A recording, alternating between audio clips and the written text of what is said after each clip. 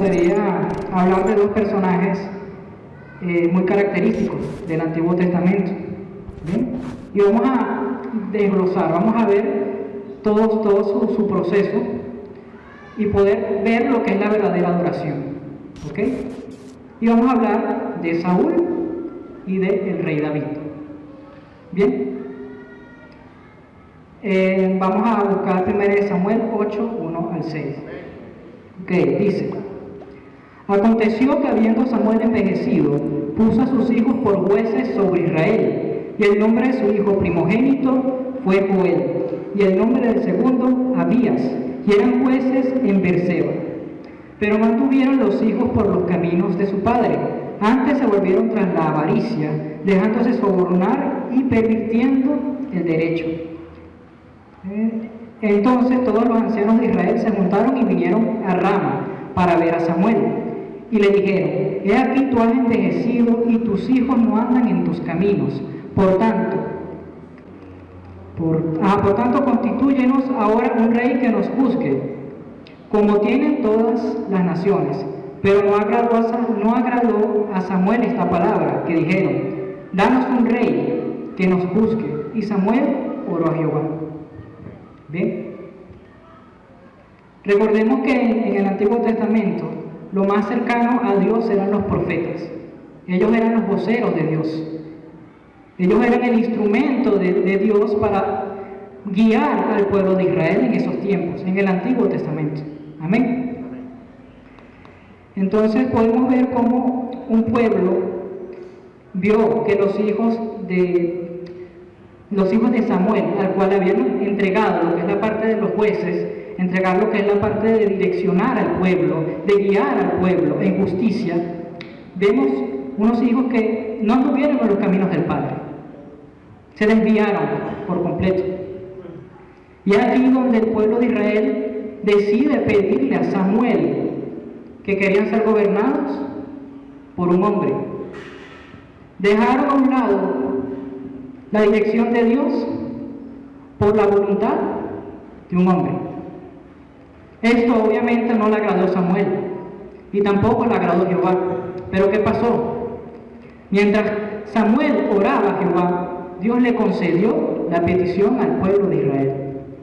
Pero eso no significa que esté bajo la voluntad del Padre. Les concedió la petición, mas no era del agrado de Dios.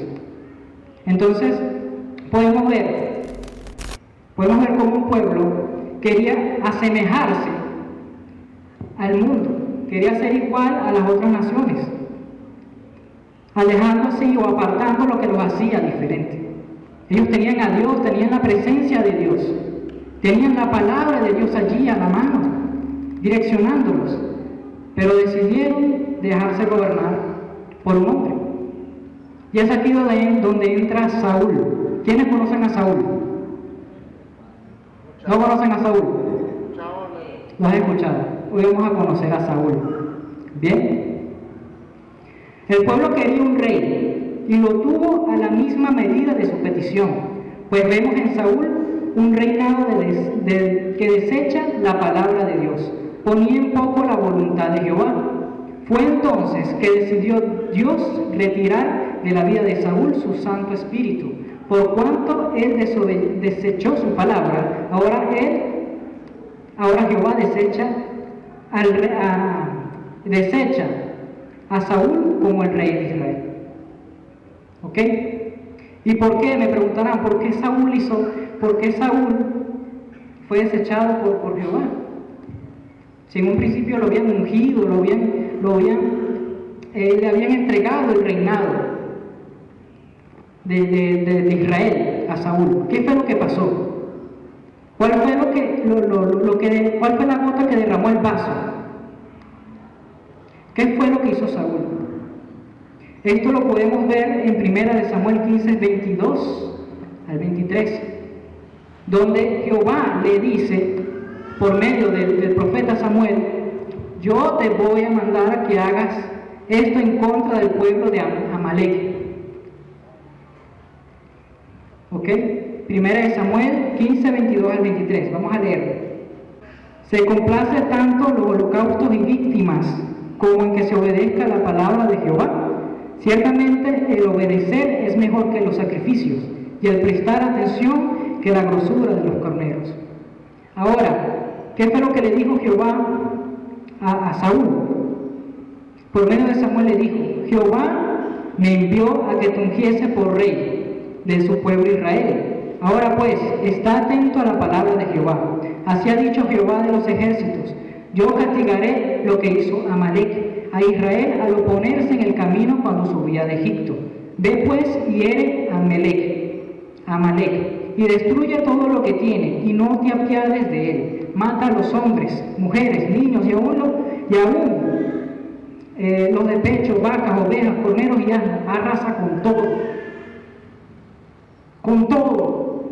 Resulta ser que el pueblo de Amalek, en los tiempos en donde Israel fue libre de la esclavitud de Egipto por medio de Moisés, ¿ok? Muchos no sabemos esa historia. En Egipto, Amalek viene y le declara la guerra a Israel. Le declara la guerra a Israel sin motivo. La Biblia no dice el por qué decidieron atacar a Israel. Y es aquí donde Jehová le dice a Saúl: te voy a dar esta misión. Esta es una prueba. Porque con anterioridad ya Saúl le había fallado a Dios. Y es aquí donde vuelve a darle una oportunidad. Y muchas veces, como Saúl, en el versículo 8 vemos: y tomó vivo a Agag, rey de Amalek, pero a todo el pueblo mató a filo de espada. Y Saúl y pueblo perdonaron a Agag, y lo mejor de las ovejas y del ganado mayor, de los animales engordados, los corneros, y de todo lo bueno, y no lo quisieron destruir. Mas todo lo que era vil y despreciable destruyeron. Saúl hizo como quiso. Y podemos ver en la historia, en el reinado de Saúl, que Saúl vivía por lo que le decía el pueblo, no por lo que le decía Dios. Saúl le gustaba más ser admirado, ser apreciado por los hombres, que buscar la voluntad de Dios. Y es por eso que el reinado del rey Saúl, en comparación al de quizás Salomón o el mismo rey David, fue un desastre. Porque desechó a quien le permitió estar en el lugar en donde estaba, o en donde estaba, porque después fue desechado. Entonces vemos a un hombre que no apreció, no se preocupó por guardar la presencia de Dios en su vida. La desechó. Y muchas veces nosotros, en el andar, en el camino, tomamos decisiones, pero primero no hacemos lo que hizo Samuel: arrodillarse, orar, pedirle dirección a Dios. Eso es algo que hacía David. David, antes de tomar una decisión, le pedía a Dios dirección. Saúl no. Saúl hacía como a él mejor le convenía. Buscaba su beneficio, mas no el agrado de Jehová. Amén. Entonces vemos a un rey que fue escogido por los hombres, pero permitido por Dios. Escuchen esto: fue permitido por Dios, pero no fue decisión de Dios colocarlo a él. El pueblo lo colocó. Entonces, ¿qué es lo que pasa? Muchas veces queremos vivir acelerados, tomar decisiones, queremos quizás de una ir y alcanzar el propósito por el cual fuimos llamados, porque todos somos llamados al arrepentimiento.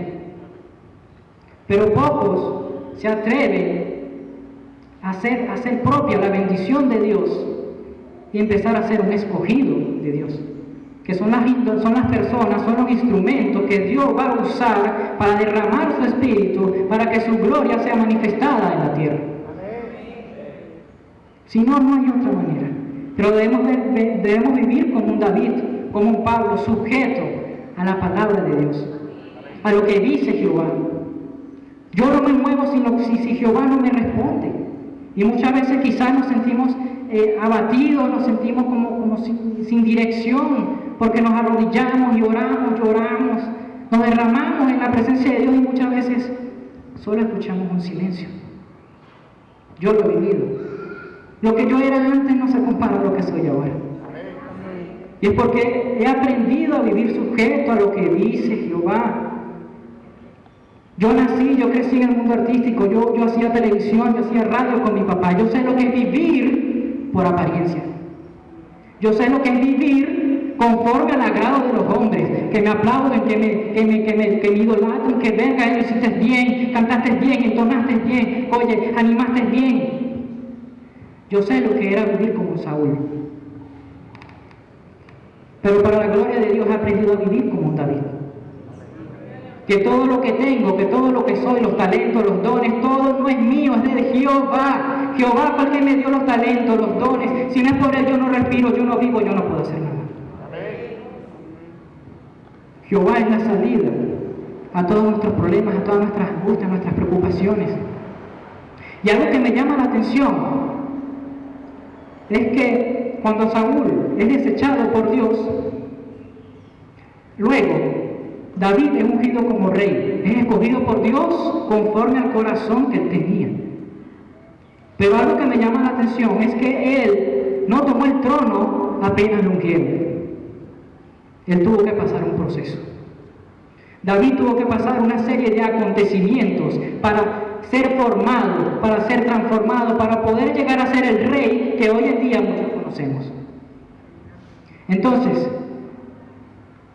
tenemos un llamado, tenemos un propósito, pero depende de nosotros y de nuestra dependencia a Dios, lo que nosotros hagamos durante el proceso, si nos acercamos a ese propósito o por lo contrario nos alejamos a Dios.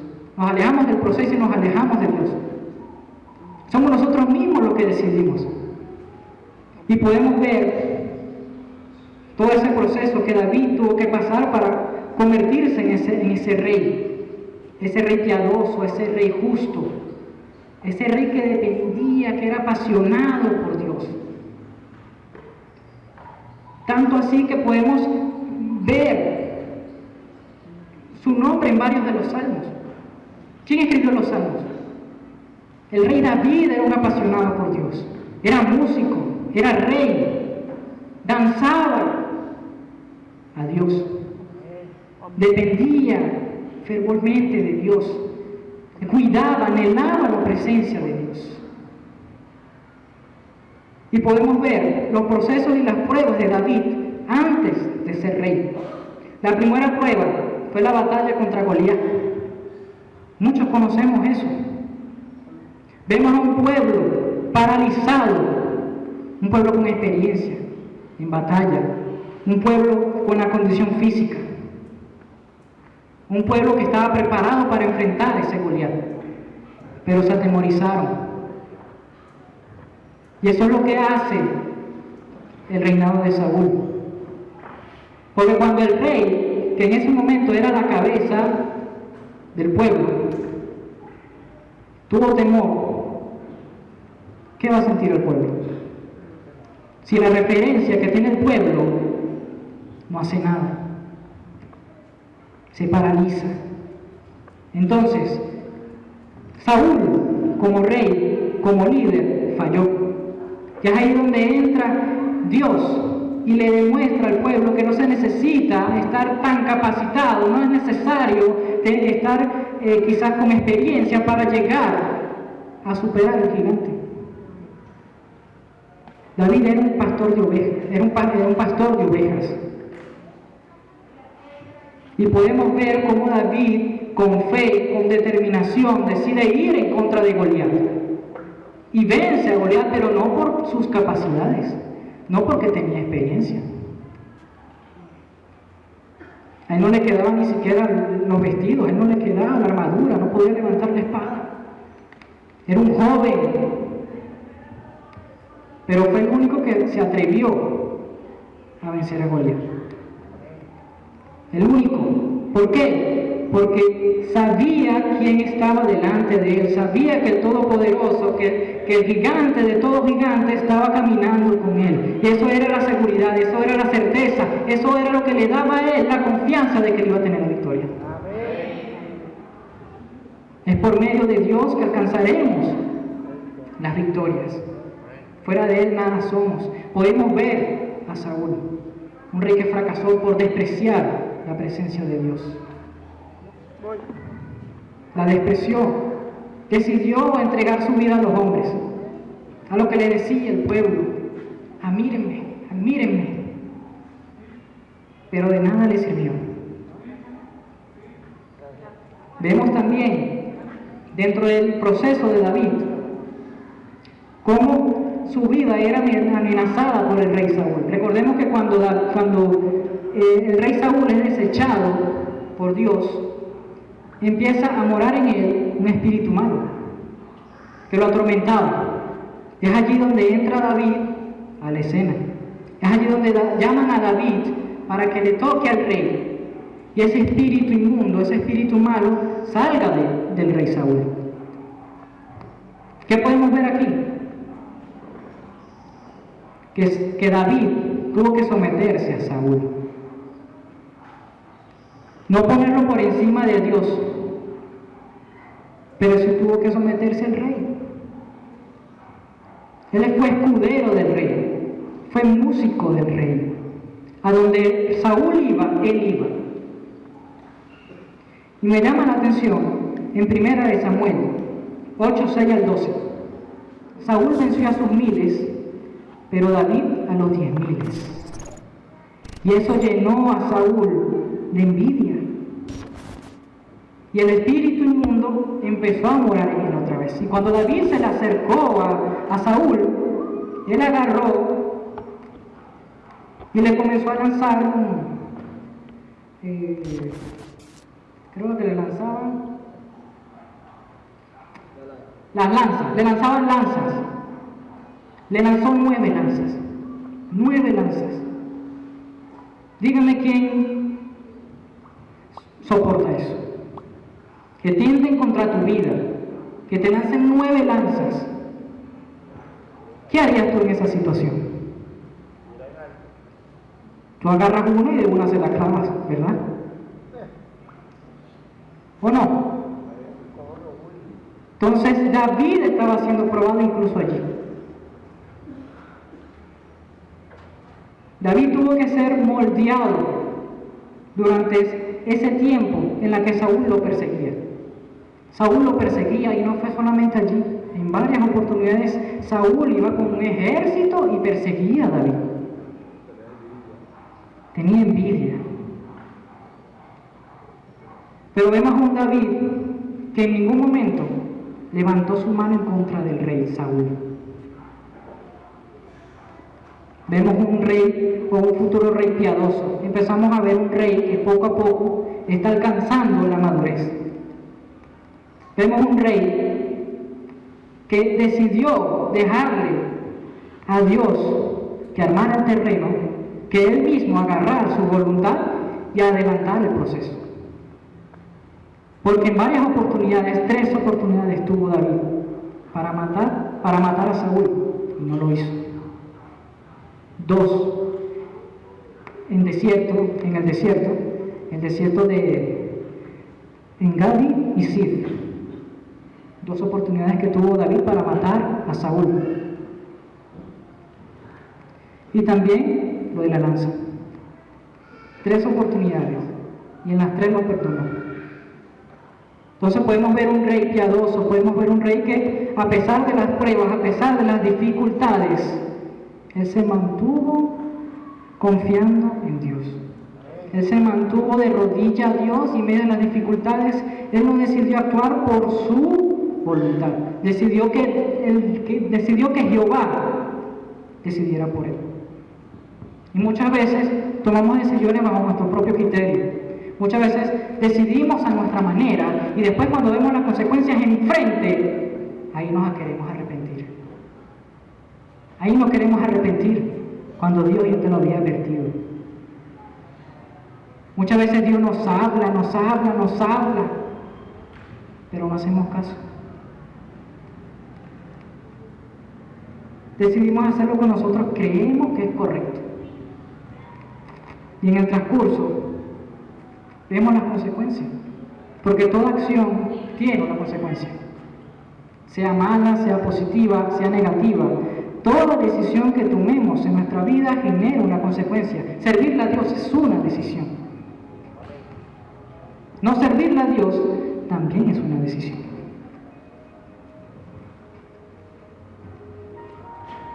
Y es por eso que me agrada la historia de David.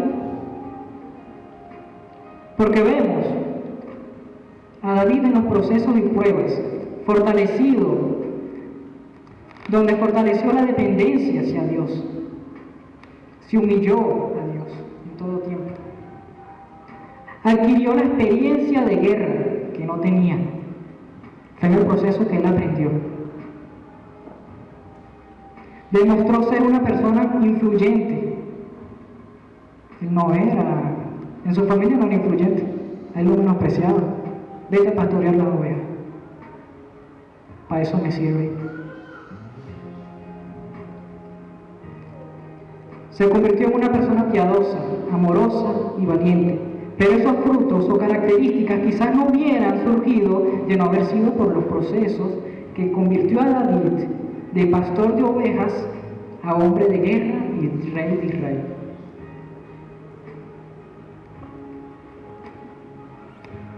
Entonces yo les animo. Yo no sé qué es lo que están viviendo ustedes, yo no sé por lo que están pasando ustedes, pero yo les digo, es mejor vivir el proceso sumergido en la presencia de Dios que apartado de Él. Miren, la última vez que yo vine a predicar, yo le di la gloria a Dios porque me permitió trabajar, me dio un trabajo. Y bendigo el nombre de Jehová porque en ese tiempo me bendijo a mí también, bendijo a mi familia. Pude hacer cosas que no podía hacer. Pero después de un tiempo tuve que tomar una decisión. Ese trabajo me estaba generando problemas. Ese trabajo que comenzó siendo una bendición se fue convirtiendo en un problema. Hay actividades que recientemente yo he ido de la iglesia a las que yo no hubiese ido si hubiese seguido en el trabajo. Y los problemas seguían, y los problemas seguían, y seguían, y seguían. Y en mi corazón ya Dios me estaba diciendo, suelta eso. Ya tu tiempo aquí caduco. Te voy a llevar a otro nivel. Oh Dios mío, porque he aquí están acechando mi vida. Se han juntado contra mí poderosos, no por falta mía, no por falta mía, ni pecado mío, oh Jehová. Él sabía que en medio de las dificultades, él no tenía que salir y enfrentarse a esas personas. Él huía de los conflictos. Él huía de los problemas. Entonces, no podemos estar siempre con una actitud altiva, con unos guantes de boxeo, literal, y al primero que viene le lanzas el golpe. O a la primera prueba que te permite Dios pasar, te le lanzas el primer golpe. Porque no es así como yo quiero vivir, no es así como yo planifiqué. Pero es que no depende de ti, depende de Dios. Entonces David se arrodillaba. David, en medio del conflicto, en medio de las dificultades, confiaba en Dios, en nadie más. Y leyendo varios de los salmos podemos ver a un David que está pasando por problemas difíciles, está pasando por aflicciones, por situaciones complicadas. En los salmos podemos ver a un David derramándose en la presencia de Dios. Podemos ver a un David sin apariencia, siendo quien es Él delante de la presencia de Dios. Porque ante Él no podemos ocultar lo que somos. Dios todo lo sabe. Dios quiere hoy restaurarte. Dios quiere hoy transformarte. Dios quiere que hoy salgas diferente. Pero depende de ti. ¿A qué bando tú le vas a servir? O le sirves al hombre o le sirves a Dios. Hay que tomar una decisión. Así como yo la tomé algún día, así como David la tomó algún día. Otro ejemplo de completa dependencia a Dios fue Jesús mismo, siendo 100% Dios, 100% hombre. Él no quiso ser igual o superior a Dios. Él dependió de Dios en todo momento. Y recuerdo el pasaje donde a Juan el Bautista lo decapitan, lo matan injustamente. ¿Y saben quién era Juan para Jesús? Era primo. Era el primo de Jesús. Y cuando a él le dan esa noticia, él lo que hace es: necesito apartarme, necesito ir a un lugar aparte. Quizás porque necesitaba pedirle fortaleza a Dios.